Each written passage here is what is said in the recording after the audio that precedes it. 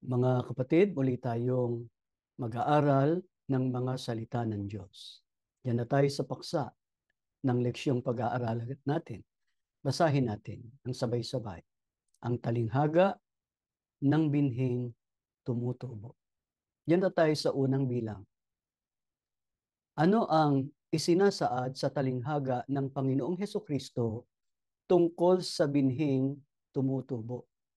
Basahin natin ang sagot. Ang kaharian ng Diyos ay maitutulad sa isang taong naghasik o nagtanim ng binhi sa kanyang bukid. Yan tayo sa kasunod na bilang. Ano ang sinabi ng Panginoong Kristo na mangyayari sa binhing itinanim ng may-ari ng bukid? Ito sagot. Natutulog siya at gumigising sa araw at gabi, sumisibol pa rin at lumalaki ang binhi nang hindi niya namamalayan. Yan tayo sa kasunod na bilang. Ano ang ibinigay ng Panginoong Hesukristo na dahilan ng pagsibol at paglaki ng binhi o ng pananim, gayong ang nagtanim ay natutulog at gumigising sa araw at gabi o nasa pang-araw-araw niyang gawain? Ito sagot, basahin natin. Ang lupa sa kanyang sarili ang nagpapasibol sa halaman. Yan tayo sa kasunod na bilang. Paanong sumisibol at lumalaki ang binhi o ang pananim ayon din sa pagtuturo ng Panginoong Hesukristo? Ito sagot, usbong muna ang lumilitaw, saka ang uhay o tangkay. Pagkatapos, nahihitik ito sa butil. Hindi ba ganito nga ang nangyayari sa binhing itinanim? Umuusbong muna,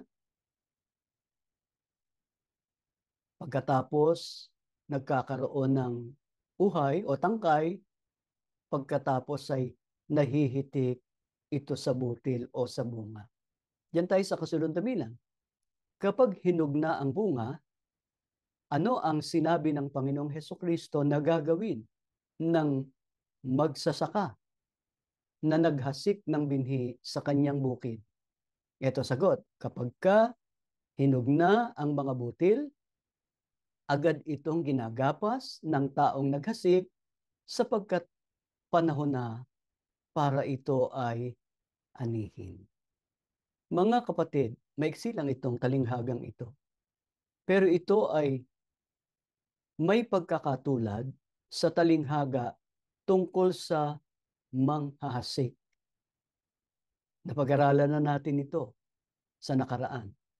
Ang binhing nahasik ay ang salita ng Diyos. Sa talinghagang ito ay ipinakikita kung paanong ang mabuti o matabang lupa, katumbas ng dalisay o malinis na puso, ay tumatanggap ng salita ng Diyos. Sa talinghaga tungkol sa manghahasik, ang matabang lupa ay ang mga taong nakikinig at tumatanggap ng salita ng Diyos at namumunga ng masagana. May tig-30, may tig-60 at may tig-100. Nakasulat yan sa Marcos 4:20. Sa talinghaga tungkol sa binhing tumutubo, sinalita ng Panginoong Hesukristo ang tungkol sa isang lalaking nagtanim ng binhi sa kanyang bukid at ipinaubaya sa kalikasan ang pagtubo nito. Samantalang ang nagtanim ay nasa kanyang pang-araw-araw na gawain, ang binhi ay nagsimulang tumubo. Usbong muna ang lumitaw, saka ang uhay o tangkay. Pagkatapos, nahitik ito sa butil hanggang sa mahinog. Ipinapansin ng Panginoong Hesukristo na walang kinalaman ang nagtanim sa pagtubo at paglago ng binhing itinanim. Hindi niya ito namamalayan o nauunawaan kung paano nangyayari.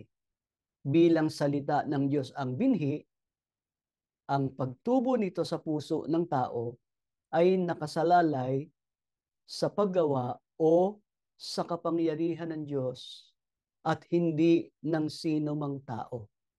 Ang katotohanan tungkol sa talinghagang ito ay inilalarawan ng naging paglago ng unang iglesia ni Kristo sa panahon ng mga apostol. Sinabi ni Apostol Pablo na ako ang nagtanim, si Apolos ang nagdilig, ngunit ang Diyos ang siyang nagpalago. Nakasulat yan sa unang Korinto 3:6. Ang Diyos ang nagpapalago sa pananampalataya ng mga tunay na tumatanggap ng kanyang mga salita hanggang sa makarating sa kasakdalang espiritual at makapamunga ng bunga ng katwiran at kabanalan para sa kanyang kaluwalhatian.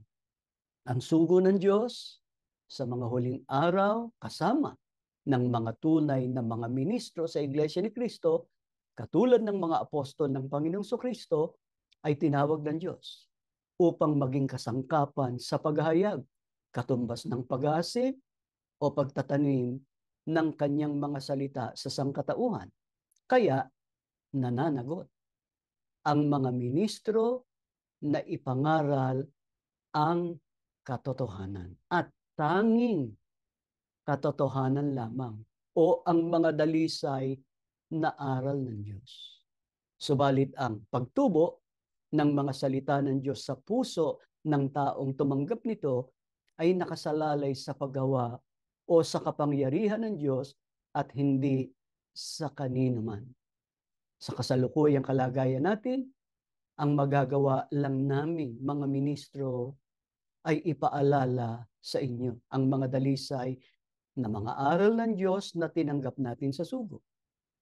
Ang bawat isa ay nananagot na hayaang tumubo ang salita ng Diyos sa kanyang puso hanggang sa ito ay mamunga ng bunga ng katwiran at kabanalan o ng mga mabubuting gawa hanggang maging handa sa panahon ng pag-aani sa pagbabalik ng Panginoong Kristo sa araw ng paghukom. Kaya, hindi tayo dapat tumigil sa pakikinig sa mga dalisay o tunay na mga aral ng Diyos. Kaya iyon ang pinagsisikapan naming mga ministro ng EGM na ituro sa inyo. Para huwag tayong maligaw, huwag tayong mamali ng pagpapasya sa buhay natin, lalo na sa ginagawa nating paglilingkod sa Diyos. Pero hindi lang sapat na naririnig natin palagi ang mga salita ng Diyos. Ang lalong mahalaga ay ang pagtupad nito hanggang sa katapusan ng panahon. Katapusan man ng buhay natin o kamatayan o katapusan ng mundo o araw ng paghukom. Lagi nating ipanalangin sa Diyos na pagkalooban niya tayo ng tibay at lakas ng loob upang maitaguyod natin at maipakipaglaban ang katotohanang ating tinanggap anuman ang mangyari. Naway naging malinaw sa atin ang leksyong ito at lalong magpatatag ng ating pananampalataya bilang mga tunay na Iglesia ni Kristo. Bago tayo manalangin, basahin natin muli ang paksa ng ating leksyon. Ang talinghaga ng binhing tumutubo. Tumayo kayo, tayo'y mananalangin.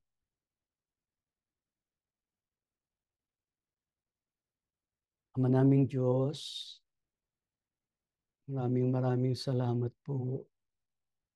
Patuloy kaming tumatanggap ng iyong mga dalisay na mga aral na tunay naming kailangan sa matuwid na pamumuhay at banal na paglilingkod sa iyo. Salamat, kinakasangkapan mo ang aming mga pagsambang katulad nito para dumaloy ang iyong mga salita, kalakip ang iyong kapangyarihan na nagpapatibay sa aming pananampalataya. Ama, pangako namin, hindi kami tatalikod sa alinman sa iyong mga aral, kundi ito ay ibubuhay namin hanggang sa dako paroon ng aming buhay. Ano man ang mangyari, hindi kami tatalikod sa iyo. Sa halip ay lalo naming itatalaga ang aming mga sarili sa paglilingkod sa iyo.